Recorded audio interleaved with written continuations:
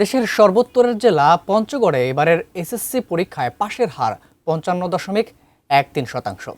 এছাড়া পাশ করতে পারেননি 2টি উচ্চ বিদ্যালয় ও 3টি দাখিল মাদ্রাসার কোনো শিক্ষার্থী। এটি এ পর্যন্ত জেলায় সবচেয়ে খারাপ ফলাফল হিসেবে অভিহিত করেছেন সংশ্লিষ্টরা। বিস্তারিত জানাতে জেলার বোদা উপজেলার বলরামহাট মডেল বালিকা বিদ্যালয় থেকে সরাসরি যুক্ত হচ্ছেন প্রতিনিধি সিদ্ধার্থ কর্মকার। সিদ্ধার্থ, এত খারাপ ফলাফলের কারণ আসলে কি বলছেন সংশ্লিষ্টরা, আপনার মাধ্যমে জানতে চাচ্ছি। আবিদ, এই বছর কিন্তু পঞ্চগড়ের 5টি উপজেলা 244টি স্কুলের 12,922 জন পরীক্ষার্থী অংশ নিয়েছিলেন এসএসসি পরীক্ষায়।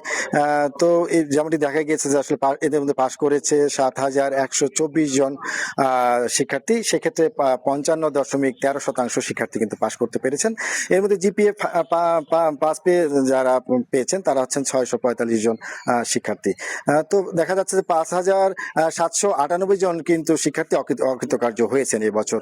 তো এর মধ্যে বোদা উপজেলার কিন্তু 2টি শিক্ষা প্রতিষ্ঠান উচ্চ বিদ্যালয়, সেখানকার কোনো পরীক্ষার্থী কিন্তু এই বছর পাশ করতে পারেনি। সেগুলি হচ্ছে বোদা সর্দারপাড়া উচ্চ বালিকা বিদ্যালয় এবং বলরামহাট মডেল বালিকা বিদ্যালয়। তো আমি যেমনটি দেখতে পেয়েছি আসলে এই যে বিদ্যালয়গুলি এগুলি নন এমপিওভুক্ত হওয়ার কারণে কিন্তু এখানকার যে অবকাঠামোগত যে অবস্থা সেটি কিন্তু অনেক নাজুক। এবং আমরা যেমনটি জানতে পেরেছি প্রতিষ্ঠান প্রধানদের সাথে কথা বলে, তারা যেমনটি জানিয়েছেন যে আসলে তাদের বিভিন্ন রকম সমস্যার কারণে তারা কিন্তু তাদের যে শিক্ষার যে মান সেটি খারাপ হওয়ার কারণে কিন্তু এই ফলাফল বিপর্যয়। আমি এখানকার